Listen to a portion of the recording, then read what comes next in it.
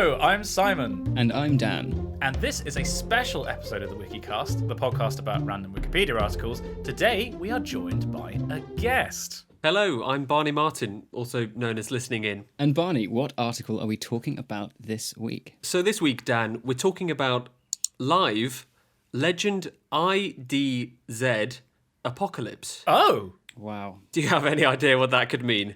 Perfect. I mean, I was starting to fall asleep until Apocalypse, which is probably a good thing.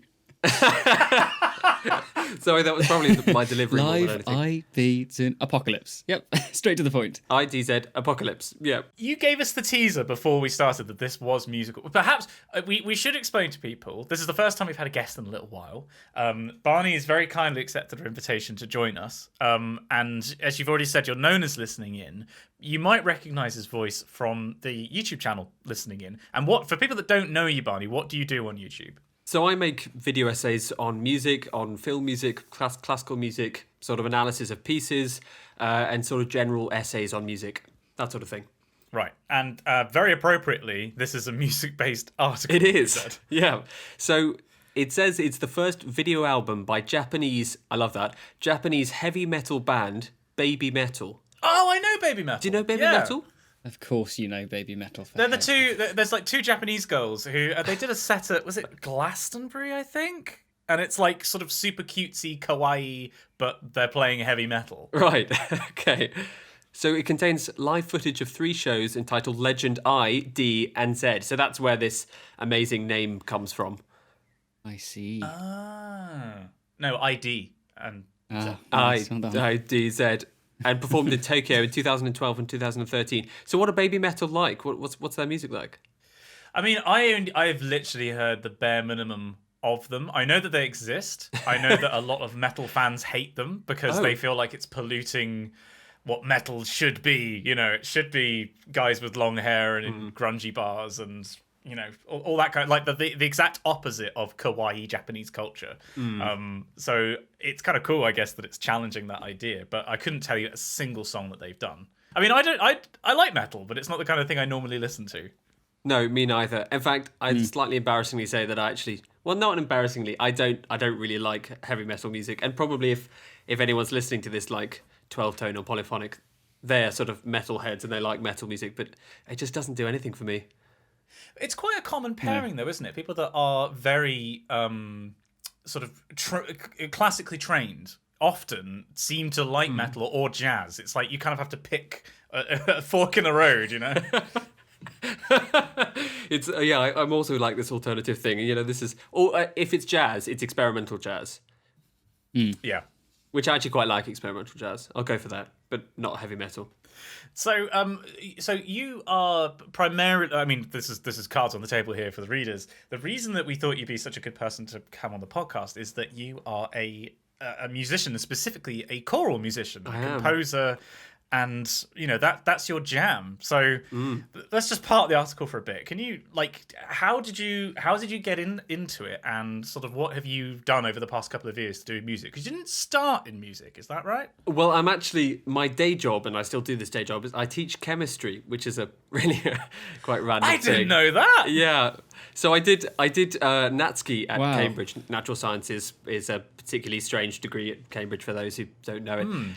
And I sang in Trinity College Choir under Stephen Layton, who also runs Polyphony, if you've come across Polyphony's recordings. Oh, wow. So that's how I sort of did that whole musical thing. And I sang loads at school, so it was just a continuation of that. And I did Natural Sciences at Cambridge. And sort of music and composition and singing, they all sort of went together. But when I left uni, I had a science degree, and so the best thing you can do, well, if you can't decide what to do, I didn't want to do a PhD or anything. I went into teaching, and so over the past 10 years, I've taught plus written music, and then I got a bit fed up with writing music, and so I started a YouTube channel, as as a lot of people do. Yeah. If you can't decide what to do in life, create a YouTube channel. Yeah, it does wonders.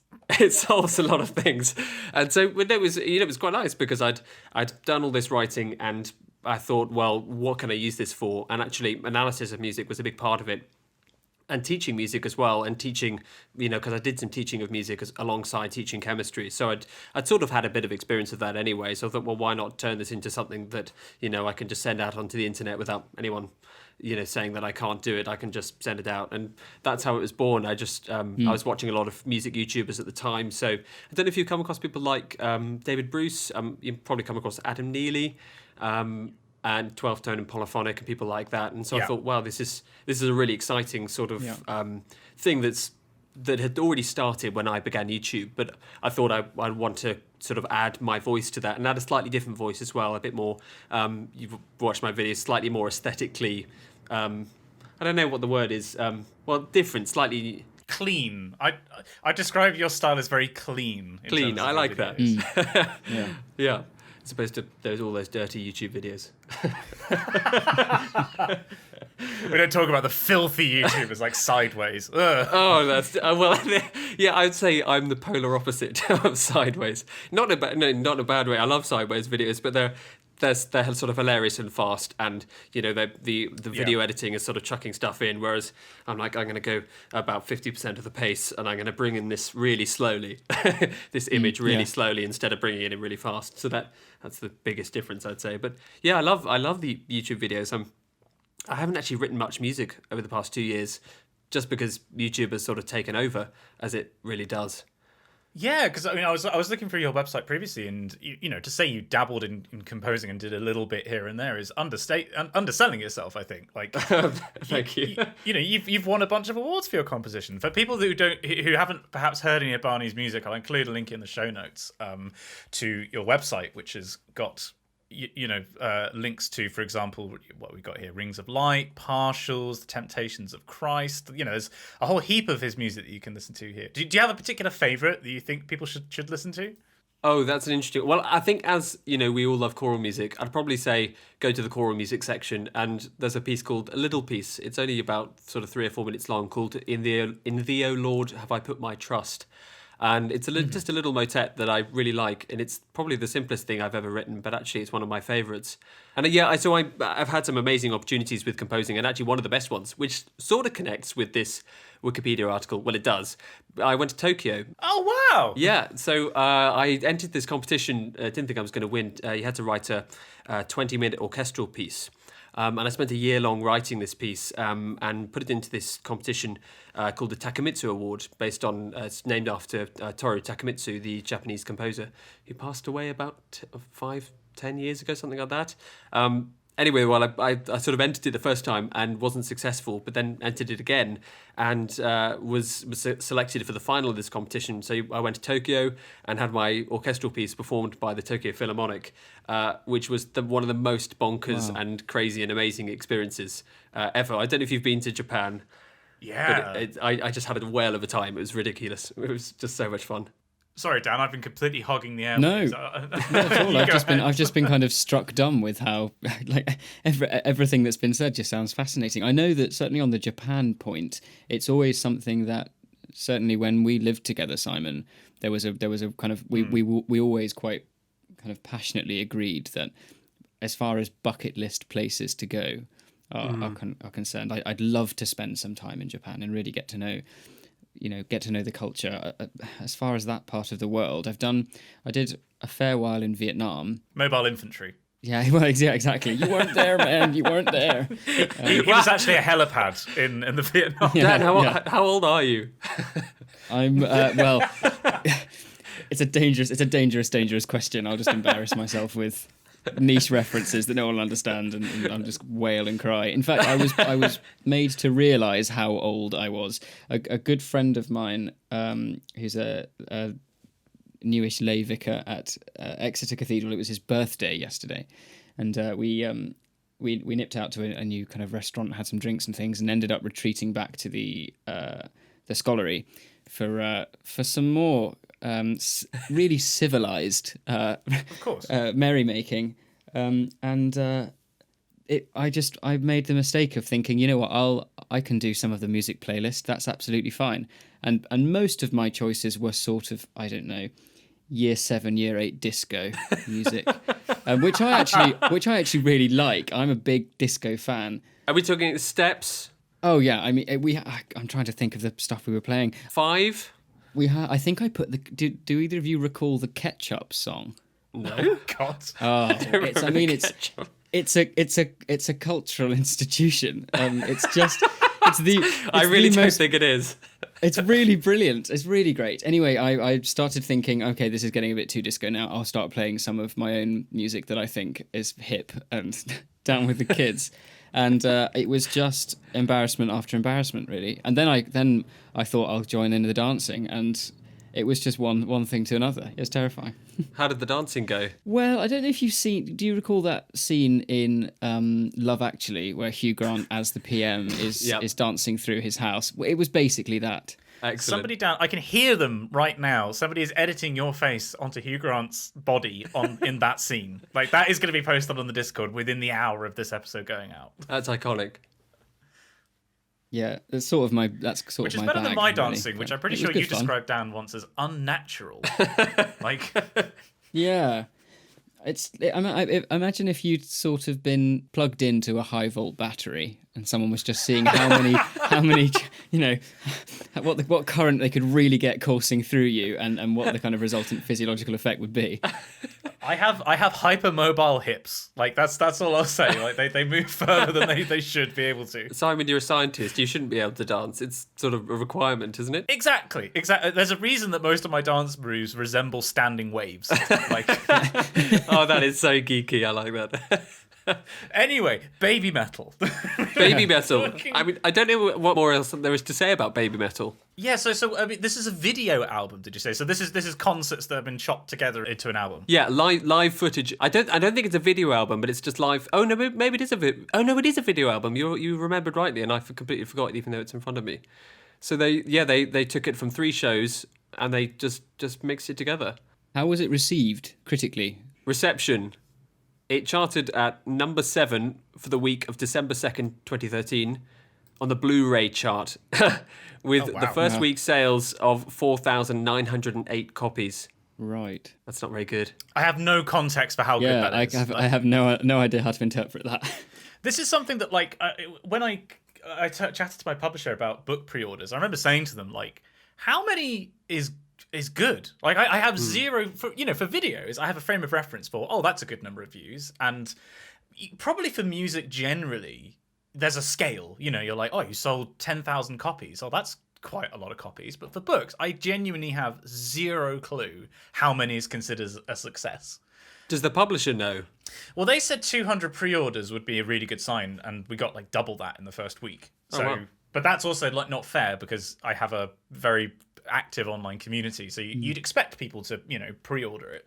But in terms of after release, I genuinely have no clue what like a good figure is, and I don't even know if there is such a thing. It's just such a broad field, I suppose metrics don't really matter that much in selling books, or do they? I mean, yeah, like I think from an author's perspective, at least, like you've been paid by the time the book comes out, you've been paid basically, as realistically as much as you're going to be paid for the book. Like, yes, if the book does well, you will get royalties, but practically speaking, I think for most of the time, the payment you get is prior to release. So in that sense, yeah, like numbers don't really matter so much. In the same way that, for example, like, if you receive a sponsorship for a YouTube video, in a way, the number of views you get on that video doesn't matter because you've already been paid. But of course, if you want to have future opportunities to write a book or make a sponsored YouTube video, you need to get a certain number of views. So there is still that pressure. Do you think it takes the pressure off in a sense because you've done the book, you're happy with the book, you get sort of paid up front, and the book's out in the world, and its reception matters less than a YouTube video, certainly. Yeah, I think it's a good thing that there's not the up-to-date statistics as well. I don't get to wake up in the morning and see how many copies have been sold overnight. Yeah, that would be horrible, wouldn't it? Yeah, a running counter. Does Amazon not tell you something? No, I had to create an affiliate link for my own book in order to track how many copies had been like pre-ordered. Right. Otherwise, yeah, you get nothing through. Because I was like, I mean, I use this for generating revenue for when I talk about other books, for example. If somebody buys a copy, I get a certain tiny cut of it. But if I wanted to track how many times people had actually pre-ordered my own book, I had to do the same thing. That seems very strange. Yeah, I don't know if it was technically how you're supposed to do it, but yeah, it works. With the fact that it's a video album, I was trying to remember like if I've ever actually watched a video album, and I realized that like I would probably actually call that a concert film. I don't know, and I don't know if you've watched any of those, especially for like popular music, where it will be cut over like the several nights of a tour into a film, because there are some really good ones. I've never really watched any. Oh, well, I've watched some classical ones, but I don't think those really count. Yeah, because Talking Heads did a show called Stop Making Sense that came as a free DVD in a newspaper about 20 years ago, and I remember watching that a lot, and that was quite influential on me actually. Like, it was a really cool concert film, and Queen did one for their Wembley show. Oh yeah, or a couple of ones like that. But those are literally the only times I can ever remember watching it. Like, who did you watch that was the classical version of that? Well, I'm thinking, classical proper film recordings of concerts is the equivalent thing, which I suppose it's sort of an equivalent thing, because you can, when they have these Royal Albert Hall concerts, and they're usually for sort of more popular things, like those Classic FM, greatest hits concerts. Yeah. Well, I don't really watch those, but when you have a series of, so the Berlin Phil, for example, could go on tour and they'll record, a film every single night, and then they'll mix it together and then release it as a DVD or something like that afterwards. Right. Okay. I have always wanted to go to one of those. They're normally at the Royal Albert Hall, like a screening of a film with a live orchestra. Oh, yeah, definitely. Have you ever been to one of those? No, I've never been, but I would love to. Well, Lord of the Rings would be top of my list. Yeah, absolutely. Yeah, absolutely. I was going to say, it reminds me of the John Wilson Orchestra, who are usually a fairly prominent feature in kind of most proms. Years ago, there was a big celebration of MGM anniversary things, and they did a kind of a sort of a live play along to Tom and Jerry. Oh yeah, it's about 9 minutes long, and it's the most amazing thing, because it's just, you don't need to see the animation. It's the music makes it so clear, and you've got you'll have two people right at the back of the orchestra who will be recreating the sounds of kind of dogs barking and windows like smashing, and it's just the most thrilling thing to watch. Some of that music for those early cartoons is some of the best music that's ever been written for television, actually. I'll probably do a video on it someday, but that's that sort of idea of Mickey Mousing, where you have particular beats of the music or particular events in the music lining up almost exactly with a particular action, and it's so amazing, but it's really harmonically rich and interesting. It's not just sort of banal boring music. It's actually really sort of well orchestrated and well written. It was a sort of golden age. It takes a lot of effort to make it look completely, this is just silly music, whereas actually it's kind of blurring that boundary between diegetic and non-diegetic music, I suppose. Oh, yes. Excellent. Yeah, now we're getting talking. It makes me think of Disney's Fantasia. Don't tell anyone, but one of my upcoming videos is on Fantasia. I love it. Oh, I can promise you that, having said that on this podcast, nobody has heard that. Don't worry. Okay. That is a spoiler for literally dozens of people, perhaps. Yeah, what are the viewing numbers like for this? I'm sure they're quite good, aren't they? I mean, we get some people. I mean, we get people emailing in, so some people listen. Oh, that's good. I mean, I think it's about, if I had to guess, within the first sort of month of release, it's probably about 2,000 people. Oh, that's pretty good. Per episode. But it's also, I have no idea if that is from the just the Podbean, or if that accounts for Spotify views. I have no idea how many people actually listen, because I don't know how the statistics work. There are some podcast providers that I don't think tap into Podbean, our hosts' kind of like analytics. Oh, okay. Which again is like one of those moments where Simon and I realised, having done this, we were talking earlier about this podcast has been going for nearly 4 years, and I think over those 4 years we've maybe said thank you to Podbean 3 times. Well, it's not like Podbean are listening in are going to be like, cancel the No, but similarly, if they were removed from the process, we'd be in a bit of trouble. Yes, this is true. This is very true. But I don't think there's anyone listening. That would require a lot of work. I mean, there are obviously people watching YouTube videos, from sponsors, but I don't think Podbean probably listens in. Yeah. Which is fine, so we can say what we want.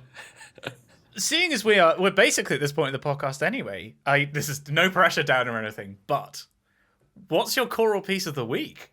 Oh, I'm excited. And this will be my piece of the week. Drum roll, please.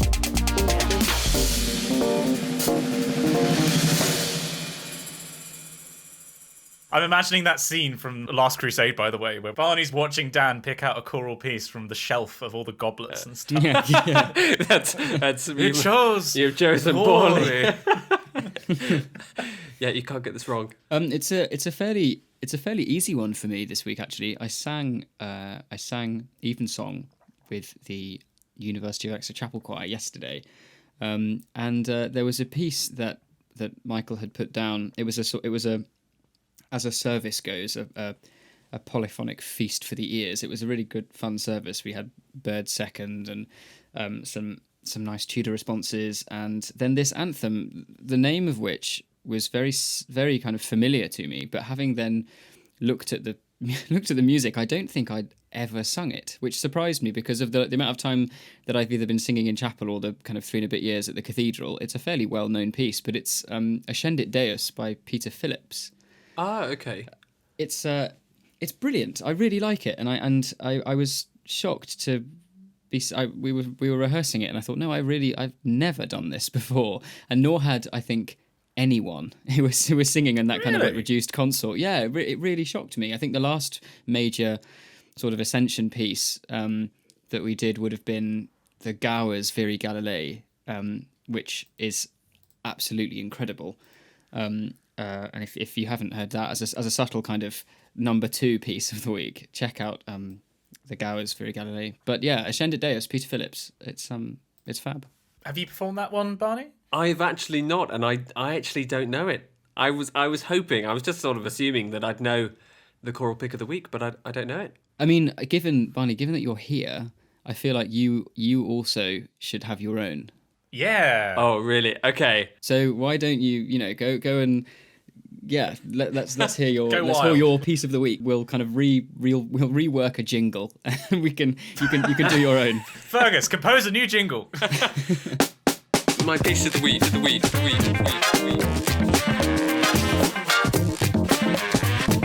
My piece of the week. My piece of the week. Okay. What have I been listening to recently? Well, actually, interestingly, Simon, because you tweeted at me about my Why Choral Music Sounds So Good video. Yes. And after that, because I think you mentioned Joby Talbot's Path of Miracles. Indeed, and after that, I re-listened to the whole of it. And it's just such an amazing piece that I'm going to choose that. Yeah. Yeah. I think it must have been because of your video, actually. I also re-listened to the whole piece. I think I was painting or something at the time. And it's one of those pieces that demands attention. You know? It's very difficult to have it on just in the background because it is so...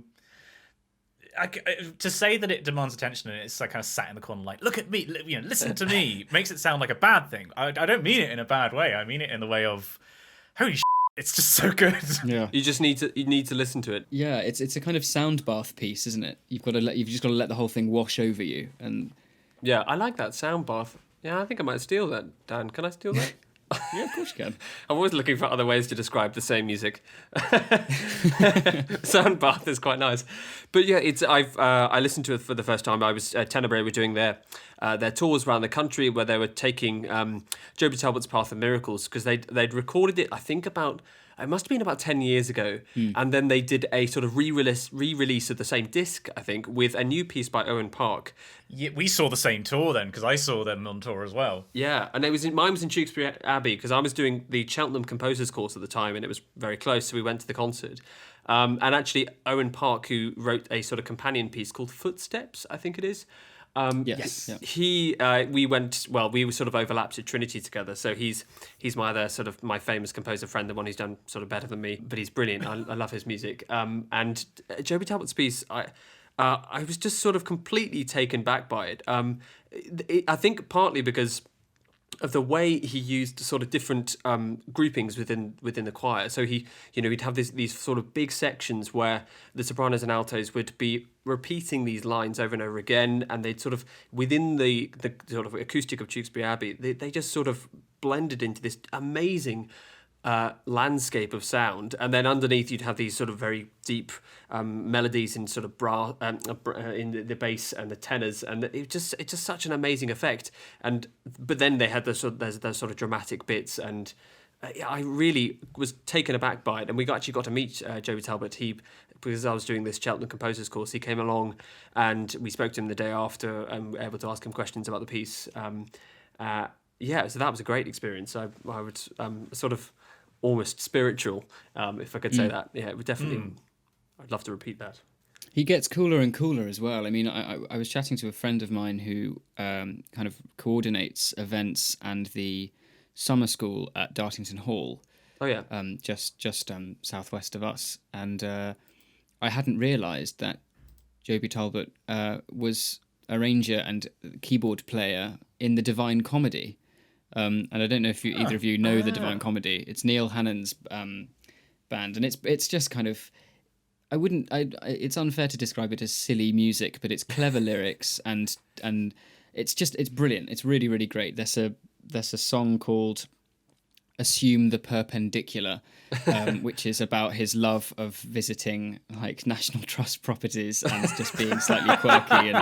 But you think of Path of Miracles, and then you also think of the work he would have been doing in the Divine Comedy, and he's just such a cool guy. He is. I also saw. I read a description of when he was coming up with the Path of Miracles. He said it was a magical trip to northern Spain, punctuated by a decidedly non-magical car crash. Oh God! Which I just thought was a great way of describing it.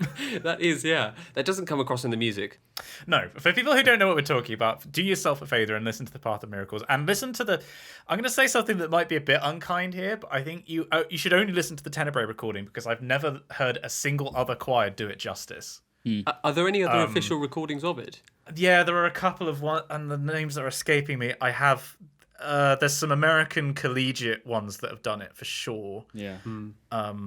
But frankly, I mean, this isn't it. This is probably the right section to have this discussion. But frankly, I just think Tenebrae are the best choir on the planet. Oh, that's interesting.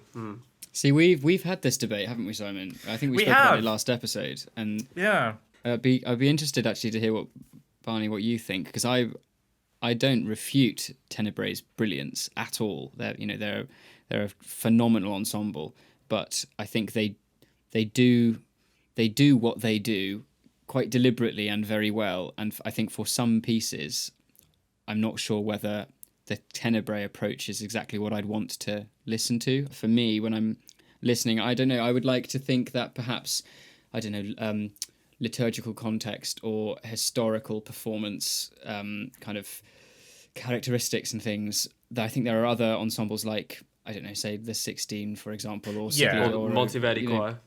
Yeah, exactly. They all, and to be honest, that's a wonderful thing. If the whole point of there being so many choirs, obviously, is it comes from a place of passion, but also you can do what you want with the music. And I think as long as we've got a selection and a catalogue of different approaches and things to it, then that can only be a good thing.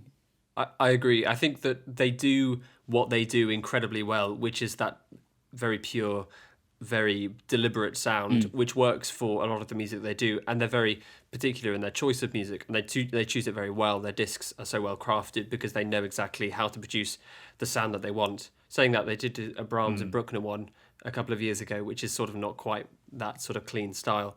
But then you got the Monteverdi Choir, who sing Bach amazingly well, but also do sort of Stravinsky, The Rake's Progress equally well, and that sort of more full-bodied, rich sound, so with a lot more vibrato, which I really love actually. Yeah. And it depends on how I'm feeling. If I want to be in a sound bath, lovely, then I'll go to Tenebrae. But if I want a bit more sort of edge to the sound, then I'll go to the Monteverdi Choir or 16 or something like that. But actually, it's usually it's usually album based. So I tend not to think, okay, I'm going to listen to some choral music, so I'm going to go to a particular group. I usually think, oh, I love, for example, Mother and Child by Tenebrae. The Taverner. That album, the Taverner, and that particular. I think the disc is called Mother and Child. Yeah, another one. Yeah. So I'll go to that particular album. But if I want to, as I say, listen to the Rake's Progress, when there's only really one choice, which is Monteverdi Choir and John Elliott Gardiner. But it's sort of album based, and I'll know where to go for a particular piece of music. But I don't know about calling them the best choir in the world. I don't know about. I mean, it's inherently a subjective thing, isn't it? It's like saying I do the best music, whereas like I might be in the mood for choral or Dragon Force. Like it could be the two options. Yes, exactly. That is all music from now. Whereas, I do agree, I totally agree. For something like for me, I will die on the hill that for Handel's Messiah and the St. John Passion, my favourite recordings are the 16. Because they have that different. I don't want to call it a fuzzier sound, but it's a bit. I don't know. It sounds like a large ensemble. Whereas the thing that certainly struck me when I heard Tenebrae live was it was a choir where it sounded like an individual, and yet each person almost sounded like a choir. Like they had the volume and carried a part. Each individual carried the part as if they were a section on their own. And yet when you put all those together, it almost sounded like one person's voice. It was kind of paradoxical. Whereas with the 16, it feels like you're listening to a big choir, which of course you are. Yeah, and they have that nice balance of being big but not sort of choral society big. So you don't get that haze in the sound when you get with sort of 50, 60, 70 singers. Suddenly you get that really strange haze, which is like a strange acoustic phenomenon, which I have no idea where it comes from, but you always have that. And sometimes you want that. We had a funny. Oh, I never want that. We had a funny story from a couple of years ago where we did a performance of Dyson in D great piece. At Exeter Cathedral. And it was orchestrated. So, we had a full orchestra and there was the chapel choir and the cathedral choir there together. It turned out we didn't have permission to orchestrate it, and lawyers got in touch. But it turned out they liked the orchestration so much that they decided not to take it any further. But that's good. It's the most it's so classic from the chap who did this it's just a fantastic orchestration, and to go from hello, this is the owners of the Dyson estate, we can see that you've just put a video up orchestrating a piece that is not in the public domain. As you can imagine, we are seriously considering legal action. Next paragraph. However, we really love what you've done and we'd like to publish. It's like, It's sort of win-win, isn't it? That's great. Yeah. But that had that haze. That what I was going at there was that had that kind of like you're listening to a huge number of people singing something, and that kind of music I think benefits from that. Like a lot of the Anglican standards are meant to be sung, I think, by huge groups, and they take on a certain power by having that, and not specifically to Anglican, but that kind of music. Yeah, that kind of Victoriana stonking kind of Sunday roast service Balfour music. Gardiner. Yeah, exactly. Yes. Yeah, there's that classic Te Lucis ante terminum. This is getting so geeky.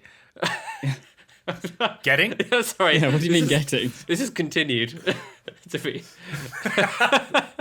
Our geekiness is approaching the middle. But for some reason it feels. I feel really comfortable. Yeah, it's fine. This is good. Oh dear. I'd love to do Dyson in D with an orchestra. I've never done anything like that, but I can imagine it being quite amazing. If you want to laugh, if you just stick Dyson and D into YouTube, that you'll see the University Chapel Choir video of it, and it is just. I mean, it's just such a ridiculous amount of noise. It's really the tenor. I think Timothy Noon described the rehearsal process as kind of like, well, yeah, we've got the kind of tenor, the tenor sound that every choral society would dream of having, because it's not just loud, but it's all kind of, for the most part, with the exception of maybe Gordon Pike, a young tenor sound. So it's very bright and it was just. I mean, I'm surprised that we didn't do damage to the building and historic fabric with how loud it was. Was it in Exeter Cathedral? Yeah, it was. So we performed it in the nave in front of the in front of the kind of organ screen, and it was. We're all on big kind of tiered staging, and then there's an orchestra in front of that.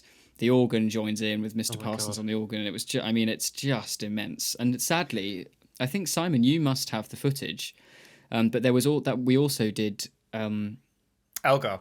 We did the Elgar. Give unto the Lord. Oh yeah, give unto the Lord, because there's great is the Lord and give unto the Lord, isn't there? Yes, yeah. So it was, as a service goes, it was just immense. And I that was the one that I wasn't singing in because I was busy with a heart rate of about 130 beats per minute, trying to man, I think, 3 or possibly 4 cameras simultaneously. Oh God! Which is I've done this now. I seem to transition from predominantly singing to predominantly doing the videography, and the videos got more and more complicated. And honestly, it's so, and especially when you know the music and it's like there's a cue coming up in like 10 seconds that I cannot afford to miss, and I am in the wrong position. The camera is over there. It's out of focus.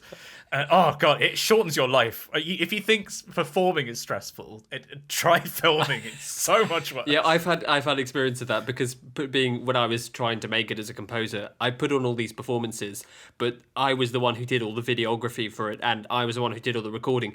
And I think there is genuinely nothing more stressful than trying to capture a performance and there's only one shot, and you've stressed and stressed to get this together, and it's been really expensive. And if you muck up the recording, you can't just bring them all back again.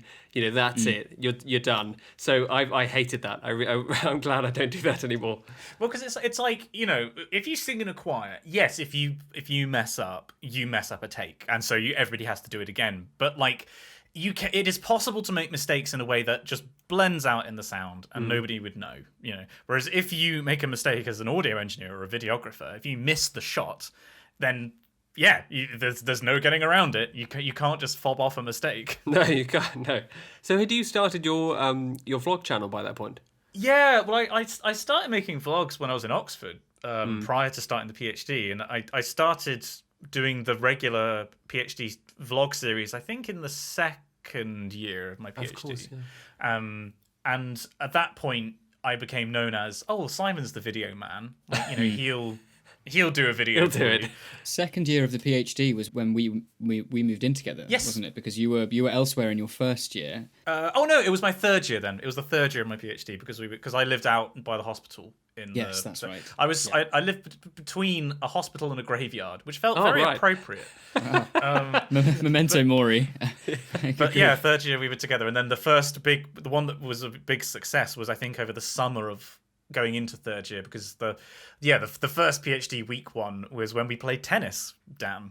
You actually featured in that. I think I've seen that. I've seen that vlog. That was when there was a kind of, I don't know, something wholesome about those videos. We went from playing tennis and embracing the kind of, getting up early on a Saturday morning and doing a bit of exercise, and then it became boozy bowling, a beer mile, just general kind of debauchery. It was descent. Yeah, which reflected PhD studies, really. You start out really fresh-faced, and then by the end of it, you look like Willem Dafoe in The Lighthouse. By the end of it, you'd grown that awful beard, so it was full circle, wasn't it? Anyway, this was meant to be Dan's choral piece of the week, which was what was it again, Dan? Ascendit Deus by Peter Phillips, and then Barney was recommending Path of Miracles. Yeah. I remember that one. Amazing. Right, longest podcast ever.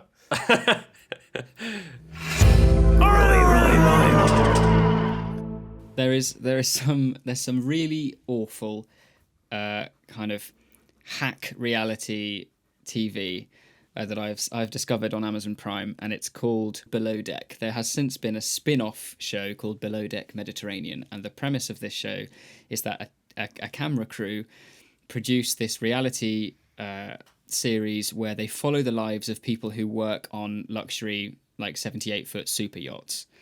And you kind of go along with them in terms of like the charters and the kind of the relationships between the kind of crewmates kind of go along, and it's just, I don't know why I love it so much, but it has completely taken over my life. There's something to be said for trash TV, Dan. There is. I mean, it shocked me to the core. I don't really watch terrestrial television, and even then, if I am watching something, it might be because, there's a new good film on iPlayer. It's either that or something like, I don't know, YouTube or things like that. I don't typically watch much, but this has completely taken over my life. I'm following most of the cast, including the captain, on Instagram now. Oh my God. God, you went in. I am in so deep. It's ridiculous. And I love it. I'm just looking at the Google Images, and I mean, obviously you shouldn't really judge these things before you actually see an episode, but it does look a little bit awful. It is. I mean, it's totally ridiculous. The thing is, I was persuaded by my younger brother to give it a try. And there's the below deck normal one is just based around America, and then the Mediterranean one is just a bit nicer because the boats are nicer and there's just more silly money involved because it's the Med. I'm looking at pictures now as well. This looks like, but it looks like every other kind of reality TV, but by that I mean like Storage Wars. Or, Yeah, exactly. That's exactly what it's like. Or like Ice Road Truckers or something ridiculous. Yeah. And I don't know what it is, but I've been completely bitten by this bug, and I love it. I absolutely love it. This was me in, when was it? Was it the summer of 2018? I think it must have been when it was that summer when there was the World Cup, and the UK had really good weather, and everyone seemingly was watching Love Island. Yeah. I don't know if you remember the specific one that year. I wasn't watching Love Island. I don't normally, but that year, I think the thing is, I got into it through the memes. I saw there was a rich seam of meme, and I was like, I'm diving in. I need to understand. It's research, and I just got entrained in it. Yeah, it's meme research. If we're talking about terrible television, we are all aware of what's happening this Saturday evening, aren't we? No, what's happening this Saturday evening? Eurovision. Eurovision. Oh god, Yeah. I do actually quite like Eurovision. Yeah, exactly. We've got a party planned. I have a real soft spot for Eurovision. Just, drinking lots and watching these terrible things, and then sometimes and occasionally get, a good one, and you're like, wow, actually that was pretty good. That had a really good key change in it. That was quite interesting, and it was really well sung. Then it's like, yeah, actually this is pretty good.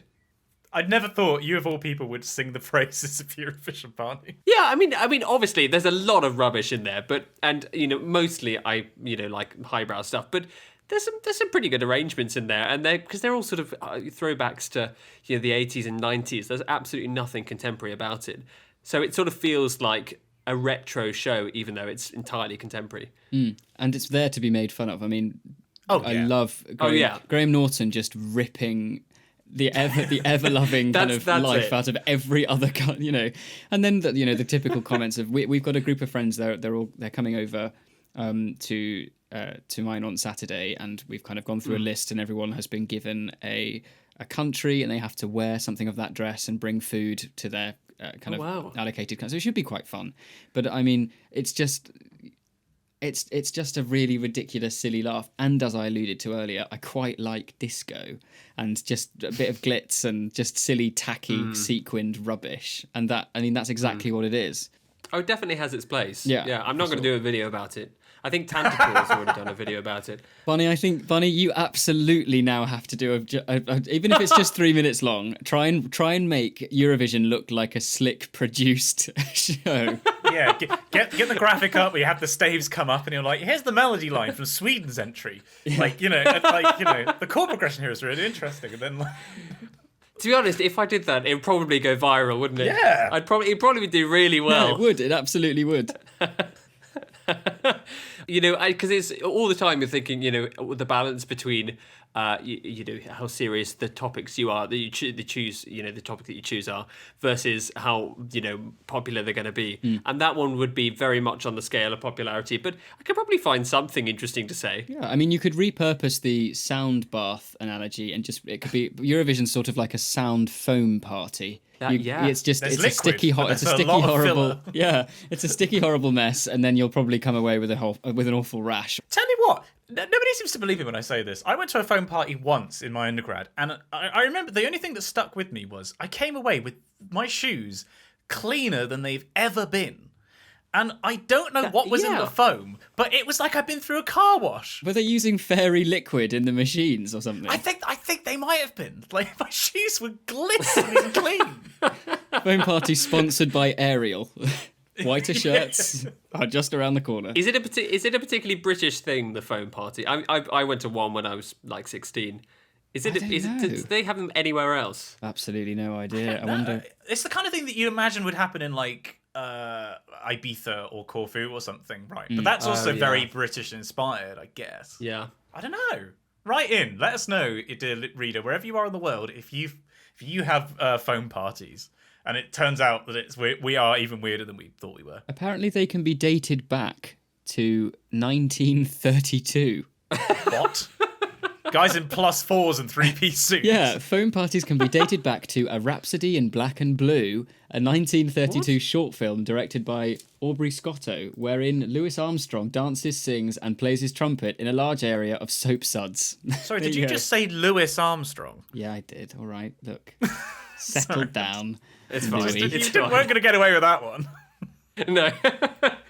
Well, it's amazing. It has such a rich history, which I never knew about. Yeah, amazing. Yeah. I mean, you every day's a school day. This podcast is an educational. Oh God. I mean, Well, I've learned about Below Deck Mediterranean. That's what's sure. your guilty TV pleasure? Because I think, as you said before, the kind of content that you make on YouTube is sort of what we term highbrow. It's analysing classical film scores, and in some cases, yes, you're doing those is this chasing popularity? Is this chasing quality? And they're not mutually exclusive, because I would argue that the Lord of the Rings essays are both. Because, in my uninformed opinion, the Lord of the Rings has one of the finest scores of any film. Oh, definitely. And yet it's also phenomenally popular. But yeah, what do you watch that's lowbrow, I guess? Sorry, no, you were going to talk about Lord of the Rings. I'm not passing up that opportunity. Well, I was going to talk about Lord of the Rings because actually that is on the perfect of the quality popularity scale paradigm. That is perfect because everyone loves it, and it's also, in my opinion, I think the best set of scores that have ever been written for film. I'd agree. I think John Williams' scores for Star Wars are sort of equivalent, but I think Lord of the Rings tops it definitely. And interesting, and Howard Shore is one of those people that I don't really feel has actually been able to reproduce it in other contexts. I mean, I've listened to most of his scores, but none of them quite reached Lord of the Rings. But trash TV wise, I don't know if it's trash, but I like things like Parks and Recreation, and sometimes I just like watching. It's not really trash, but you might be consider it sort of lowbrow, like Pixar films, because I just think, well, they're not lowbrow at all. Neither are they trash, actually. So that's a terrible example, because I've also done videos on them. So I don't know. I'd have to think about that. What sort of trash stuff? When Somebody Loved Me was one of Dan's go-to solo pieces. When we did really? concerts together, it was one of the ones that Dan used to do. This is the thing. Since coming to uni and kind of being obsessed with the English choral tradition, having lived overseas before, I was never exposed to it. So when I was auditioning for certainly the chapel choir, I think I sang Panis Angelicus because it's in Latin. And I thought, well, that's a good start. Oh, they'll like and that. then and then A little bit of Franck, yeah. Yeah, and then Michael looked at me and said, "All right, what are you going to do next?" And I said, "Well, are you familiar with Toy Story 2?" and then I just sang that, and then I thought it was going well because I got about halfway through, and then Michael just started accompanying me on the piano, just kind of tootling along, and we just basically, what was an audition turned into let's have a sing together. A jam session. It was just, I think it was ridiculous, really, but I do love that piece. I mean, for my audition, I didn't even audition for chapel choir, but for harmonics, I just sang "Bless Your Beautiful Hide" from Seven Brides for Seven Brothers. I've never heard of either that film or that nobody piece. there had either. I'd heard it on TV before, and I thought, fine, I know how to sing that song. And how did it go? Was it good? Yeah. I mean, what they said to me afterwards, like quite a while afterwards, was, in any audition, you want to try and give a piece of positive feedback as well as saying, perhaps you could work on this. And I remember thinking back, and their positive feedback for me was, "Oh, you really captured it when there was a note that wasn't on the beat. You really sold that." And like that was the bit of positive feedback they gave. Wait, was that intentional? Was it meant to be on the beat and he sang it off the beat? Oh no, it was meant to be offbeat. But I like the fact that was all they could come up with. But 4 years later, I was then leaving the chapel choir, so it all went okay in the end. Well, actually, this is reminding me of when I auditioned for Trinity College Choir. It was back in the days when you did an audition sort of before or during, actually, I think, it was before your academic interviews. So we went along as a whole group and you did the sort of choral interviews and all the auditions. And as part of it, we all had to stand up in front of the pre-existing Trinity College Choir and give a sort of concert. So all of these people who were auditioning for the choir had to sing in front of the existing choir members. And it was just outrageously nerve-wracking, and I think I sang a bit of Handel. Mm-hmm.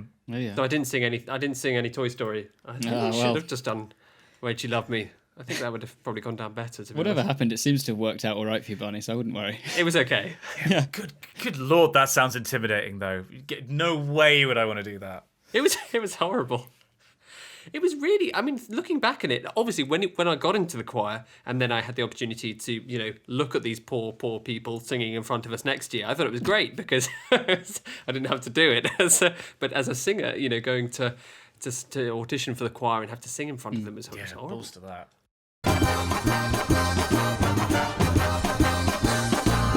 Top lad. Hello, dear reader, and this is now the time in the podcast where I need to thank you. Some of you. We didn't want to do this in front of Barney because otherwise he'd just be sort of sat in the corner and smiling politely whilst we talk about patreon.com/the Wikicast, the part of the show that actually funds the show. You actually make all of this possible. So the people who donate at patreon.com/the Wikicast are the people that pay for our server costs. They're going to be paying for our future outings where hopefully, fingers crossed, Dan and I will be going to places like the Festival of Water that was mentioned last episode and to Harry Potter World, and we've got videos to film and all that kind of stuff, as well as paying for our editor and all the costs involved in doing this show. And the gold-plated toilet paper that our guests require. Basically, what I'm trying to say is you guys make this possible, and people can support at two different levels. They can support $1 a month or $5 a month. If you support at $5 a month, then you can choose whether you're a top cat or a top dog. I am, of course, Team Cat. Dan is Team Dog, therefore he is wrong. But I will humour him by reading out the people who support us at the top dog level. Thank you very much, guys, for your support. I'd like to say a special thank you to Hannah Arnold, Sophia, Ben Caples, Josh Shiega, Henry VII, King of England and France, Lord of Ireland, Aaron Carey Augustin, Andrian Chan, Naf Larocque, Hasse Hansen, Aaron Jorgensen, Remnar, Lexi at Front Desk. I never get to say these names. This is fun. Eve Sharples, Alistair Fortune, Peter Reed, Maggie, Colin J. Brown, Codso, Ben McMurtry, Jay Wright, and Eric Bolliger. And now that the rabble are out of the way, I can actually say thank you to the people who really matter to me, the people who keep Jasmine fed and in diapers. Don't judge me for how I raised my child.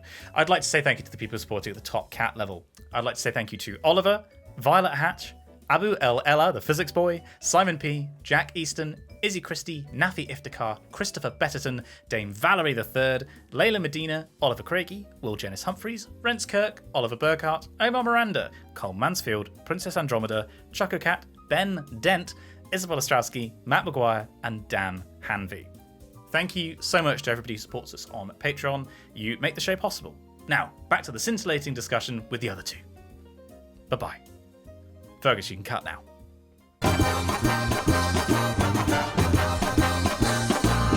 Top lad.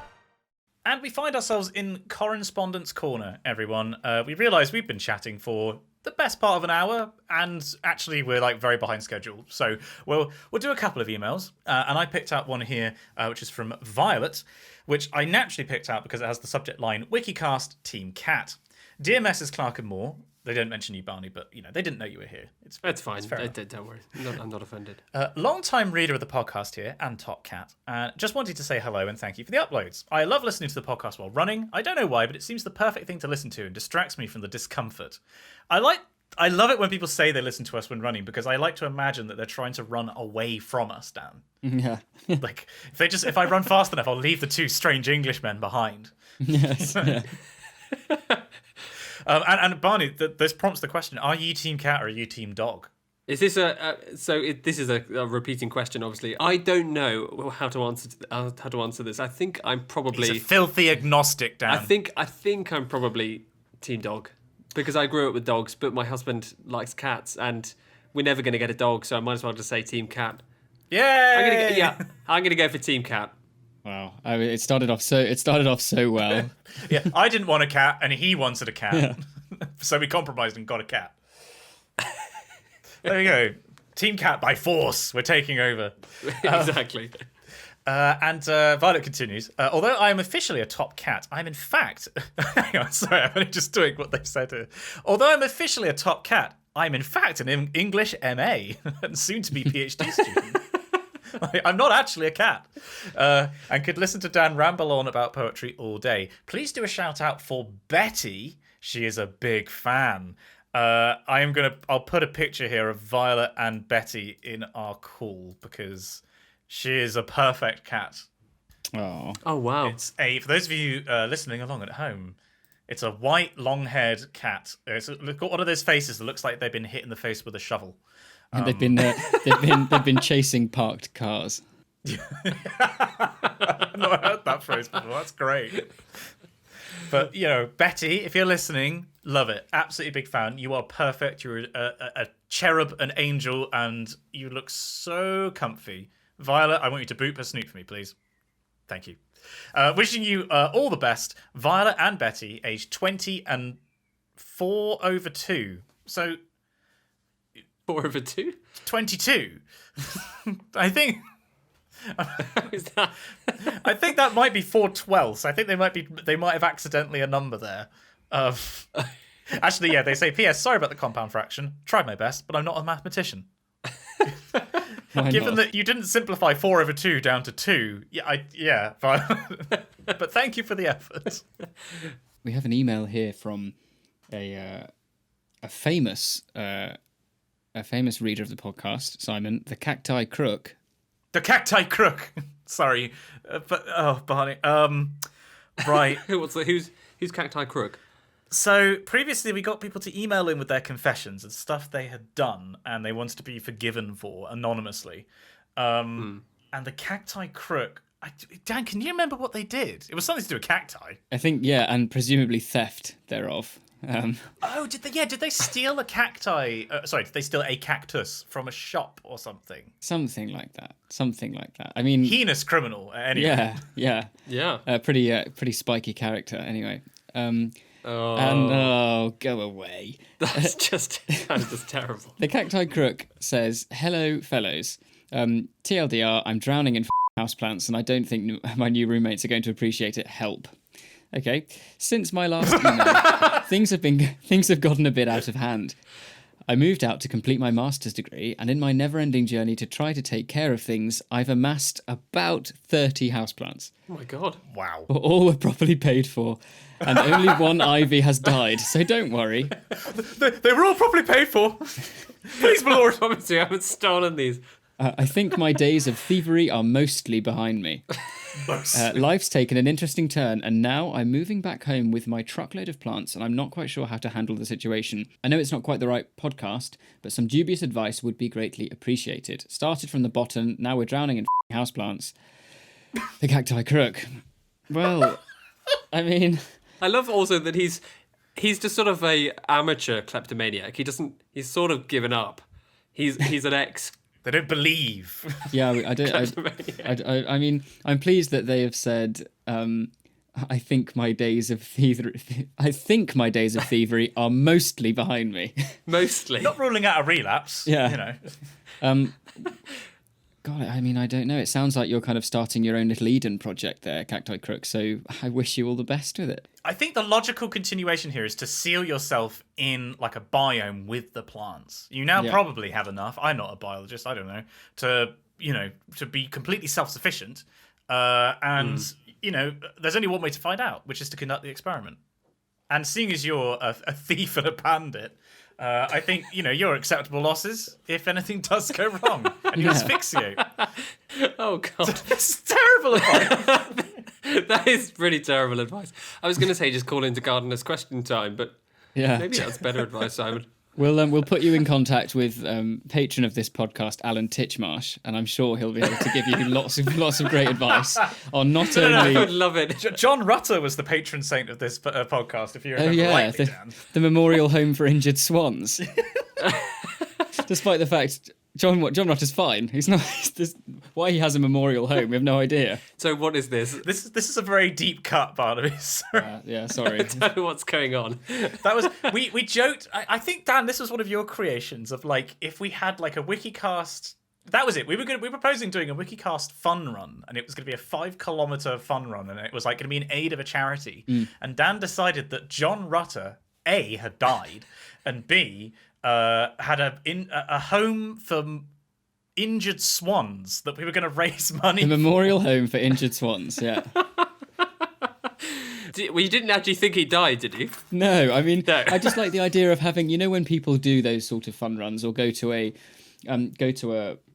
big kind of like rock concert and buy the T-shirt at the end. I wanted a T-shirt that had a really slick looking logo the logo of the trust for the John Rutter Memorial Home for Injured Swans, and then on the back a kind of a map of the kind of running route that you do, and it was just something that my head had. It's along the lines of that idea I had about having the periodic table be printed as a poster, but rather than the elements, we had each episode of the podcast so far, and there was a little kind of abbreviation, and we could try and group them. And well, that's I like that idea. my brain is a bit.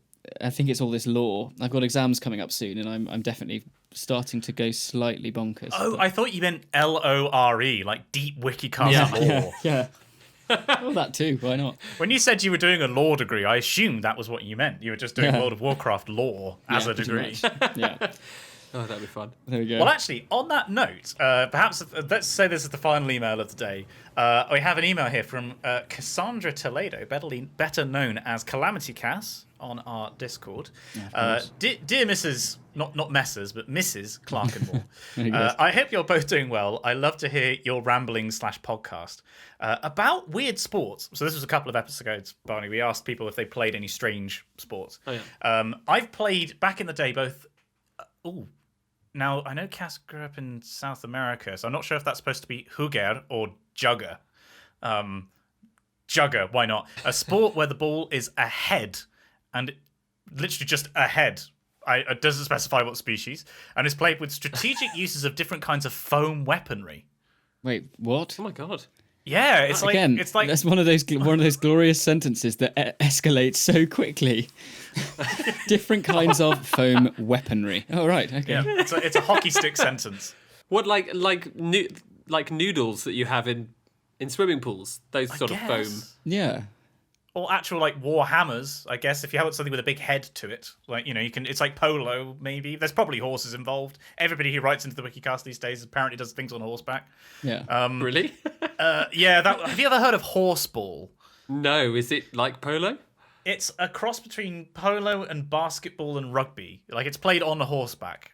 I just can't even begin to imagine that. Yeah. The best thing is, Varney, that we were because it is just so. This sport cannot exist when you hear the description of it. The reader of the podcast actually provided video footage of themselves playing the game. It was amazing. Yeah.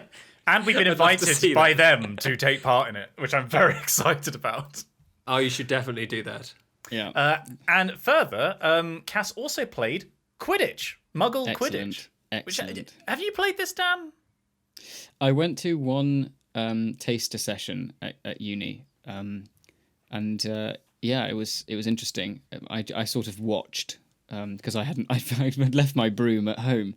No, they're just. Oh, I assumed you played as the Snitch. Yeah. Well, see, you can do that, and I think the Snitch has the most fun.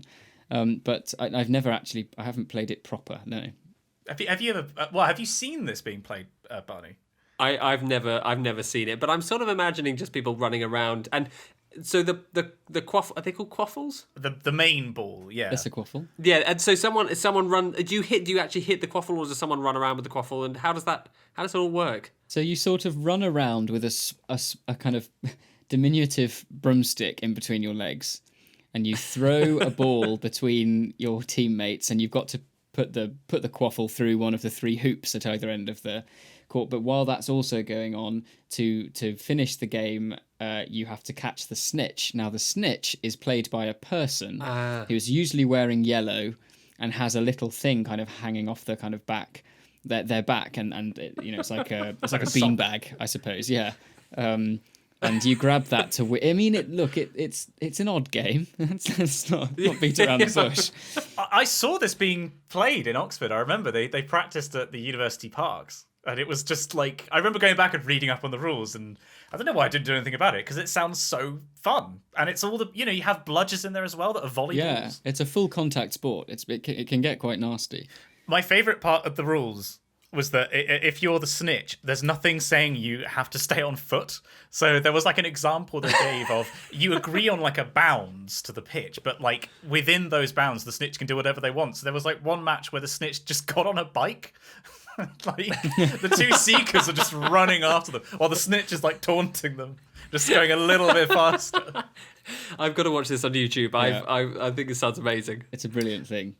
And so Cass has played this. Doesn't specify what position she's. I mean, she said it involves running around with a broom between your legs, but that doesn't narrow it down.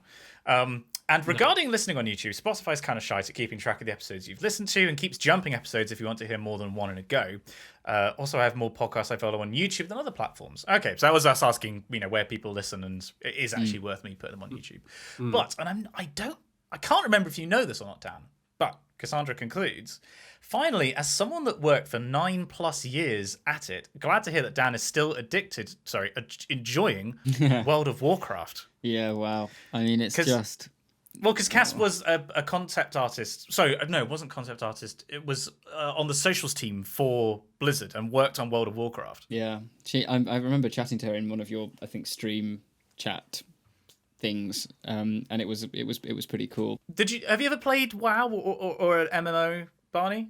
No, I haven't played either. No, not into that. I'm sort of intrigued by it, but I've never got into it. Yeah, it's fun. I mean, it will take over your life, Barney. So I'd recommend you just not doing it. I mean, I've been very good. I don't think I've played for a couple of months because of, obviously with work. But I know that my exams coming up are in the first week of June. Unfortunately, the 2-week exam period, I have all of my exams done in the first 4 days. So I would not be at all surprised that in that second week I might kind of like an addict crawling back to the needle. I'll be like, oh, just a little bit, I'll be fine. Although, actually, so a video that I'll link again in the show notes, if people would like to watch this. Soviet Womble, who's most famous for doing his bullshittery series of, hyper cut down, hyper edited stream highlights. He's done a couple of video essays recently on different types of games, because I want to say for their day job they might actually work as like QA testing for video games, but they know a lot about the industry anyway. And have you either of you heard of or played a game called The Isle? No. Right, so it's how do you describe? I mean, it's an online multiplayer game. It's not an MMO per se, but basically, how there's a ton of games. This would include Rust. It would include Valheim, Minecraft, any number of games where you play as a person dropped in an environment. You have to acquire resources to survive, whether that's food or water or whatever it may be, and you can build a base up and you defend yourself. And that's kind of related to something like, say, PUBG or Fortnite, in that you're all put in the same environment and it's player versus player.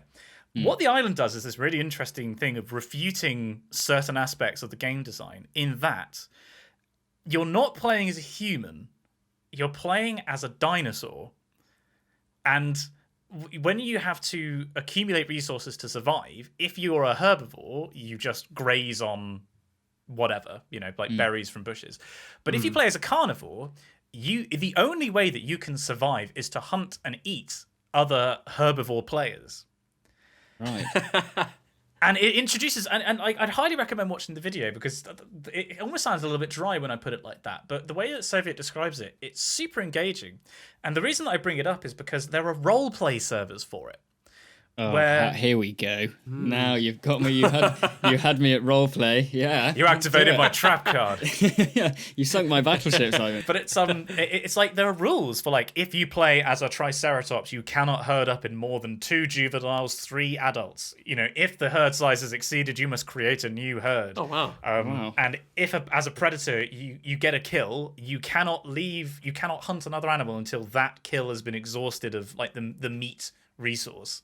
But it's also it lends itself to that because there's no in-game voice chat, and the text chat, if you want to say anything in text chat, it's accompanied by your character, your dinosaur, making a noise.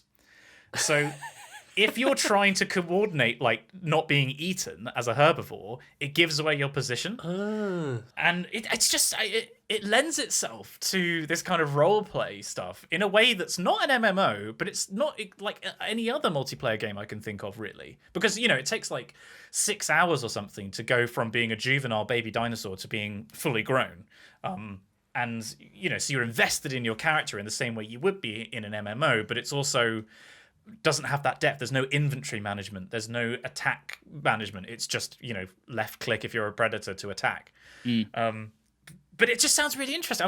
I've had this on my brain for the past couple of days, and mentioning World of Warcraft has just caused it to spew out into this video game bath that we're experiencing. Is it available? Can you play it now? I think so. Yeah, I think there might be recoding it or something. There was something to do with their retooling it, but I think it is available at the moment. Yeah. That sounds really good. It sounds quite dynamic and quite interesting. Yeah, like it's just that whole idea of there's two ecosystems going on. There's one as a herbivore, you're dependent on the game world, and if you play as a carnivore, you're dependent on killing and eating other players. And so there's, in a way, it is almost like an ecosystem simulator. It's unique. Never heard of it before. So, yeah, people find that interesting. Go and watch Soviet's video. He explains it a lot better than I do. Yeah, well. And thank you very much, Cass, for that email and confirming Dan's World of Warcraft addiction. That's brilliant. Any opportunity? You're a bit like the cat's eye crook. You're not ruling out completely, further addiction. Any opportunity to publicly announce my obsession with a video game, I really appreciate. It's a wonderful thing. So, Barney, what have we learned today, if anything? Well, I don't think we've learned much about I got rid of the Wikipedia article. Was it baby metal? I've closed the tab. I've closed it. I've got it here. It's Live Legend IDZ Apocalypse. That's the one. Should we do that again, or should we just No, that's staying in. That's more effort. We're just gonna plow. We're just gonna plow on. We didn't learn about it. So little was learned that we just closed the tab and moved on with our lives to talk about, well, mostly choral music. I also rambled for ages about Below Deck Med, which is sickeningly embarrassing, but I urge you all to check it out because it's it's awful, but it's brilliant. We had two choral pieces of the week, my own, Ascendit Deus by Peter Phillips, and Barney's, Path of Miracles by Joby Talbot.